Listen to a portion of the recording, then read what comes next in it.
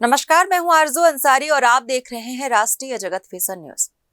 कांकेर जिले के थाना छोटे बेठिया क्षेत्र के आमाटोला और कलपर गांव के बीच जंगल पहाड़ी इलाके में आज सुबह से सुरक्षा बलों और माओवादियों के बीच मुठभेड़ हुई है। पुलिस को इस इलाके में माओवादियों की मौजूदगी की पुख्ता सूचना मिली थी, जिसके आधार पर डीआरजी और बीएसएफ की संयुक्त टीम सर्चिंग ऑपरेशन पर निकली थी।